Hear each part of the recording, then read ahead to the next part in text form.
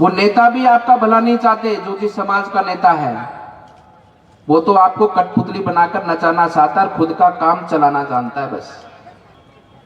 क्या नाम है साहब? चंद्रशेखर। हाँ, चंद्रशेखर जी।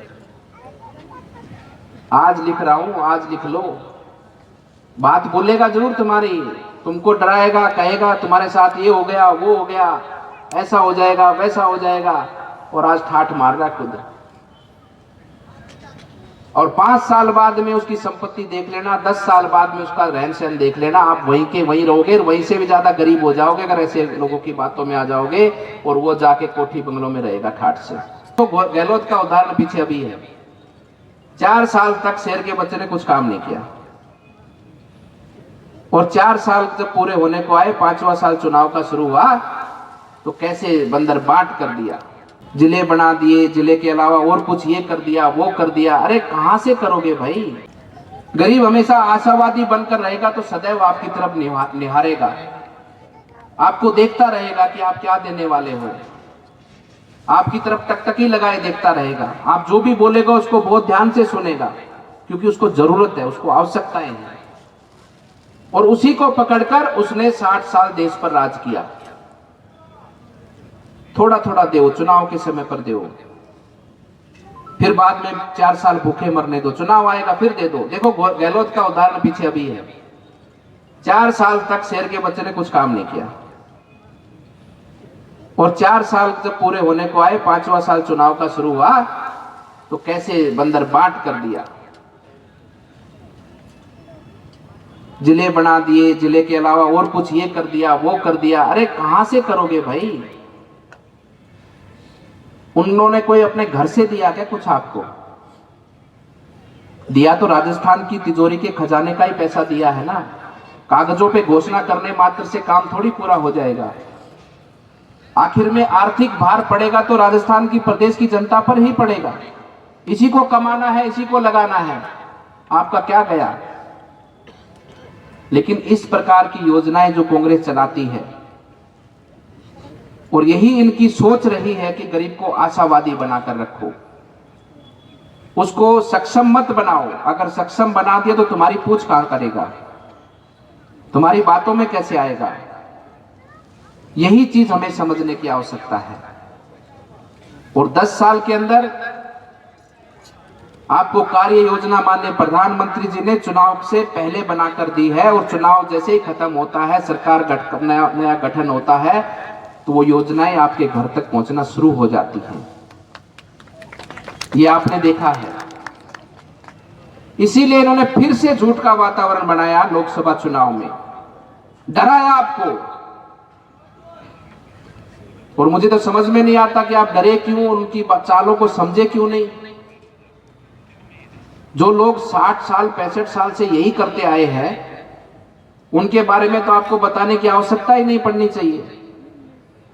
यही तो किया था उन्होंने आपके साथ में।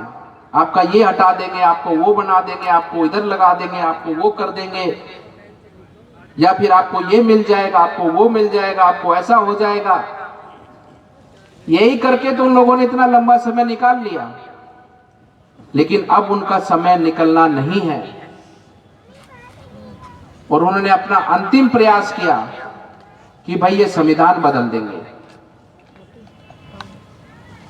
और उनके जैसे लोगों ने, जो सत्ता लोभी हैं, बड़े भी हैं कुछ छोटे भी हैं, समाजों के जो नेता हैं, वो नेता भी आपका भला नहीं चाहते। जो जिस समाज का नेता है वो तो आपको कठपुतली बनाकर नचाना चाहता है, खुद का काम चलाना जानता है बस। उसकी खुद का सिक्का कैसे चले, ये हर जगह है, छोटे स्तर से लेकर बड़े स्तर तक। जो भी समाजों के नेता, उनका यही काम है। उनको तो अपना काम करवाना है, अपने कोठी बंगले बनाने हैं, अपनी सत्ता का भोग करना है, अपनी पावर को मजबूत बनाना है, आपके वोट का और आपके समर्थन का उपयोग करके। अभी एक उदाहरण है यूपी में, एक जो अभी यहाँ भी उनके कैंडिडेट ने चुनाव लड़ा था, उस पार्टी का क्या नाम है? क्या नाम है साहब? चंद्रशेखर। हाँ, चंद्रशेखर जी। आज लिख रहा हूं, आज लिख लो। बात बोलेगा जरूर तुम्हारी, तुमको डराएगा, कहेगा तुम्हारे साथ ये हो गया, वो हो गया, ऐसा हो जाएगा, वैसा हो जाएगा, और आज ठाठ मार रहा खुद। और 5 साल बाद में उसकी संपत्ति देख लेना, 10 साल बाद में उसका रहन सहन देख लेना, आप वहीं के वहीं रहोगे, वहीं से भी ज्यादा गरीब हो जाओगे अगर ऐसे लोगों की बातों में आ जाओगे, और वो जाके कोठी बंगलों में रहेगा ठाठ से। ये बस ऐसे ही करते हैं। हमें सिर्फ और सिर्फ ये देखना है कि सच्चा कौन है, अच्छा कौन है, और झूठा कौन है और बुरा कौन है। ये तो आप में बुद्धि दी है भगवान ने, देख ही सकते हो। इसको देखकर निर्णय करना है, इसको देखकर आगे बढ़ना है।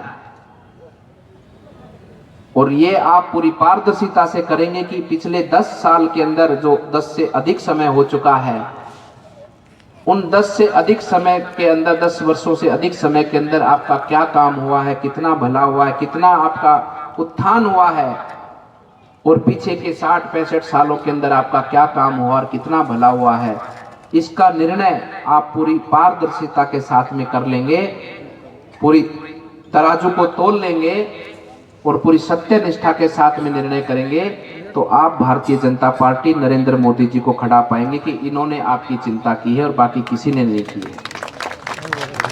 इसीलिए इनको समझने की आवश्यकता है। विषय सबको ध्यान है, लेकिन गरीब परिवारों को ध्यान नहीं है।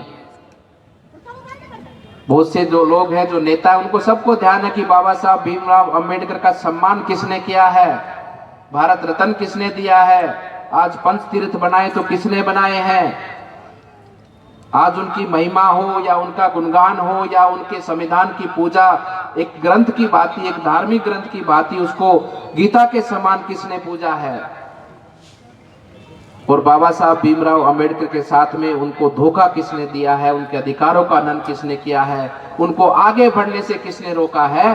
अगर इसको आप सब जान जाओगे और आपके जो नेता लोग अगर वो आपको स्पष्ट रूप से बता देंगे, तो अपने देश के अंदर जो ये आपस की दूरियां पाटने का काम ये नेता करते हैं, ये खाई समाप्त हो जाएगी और आप भी जागरूक हो जाएंगे और हमारा देश भी आगे बढ़ने लग जाएगा।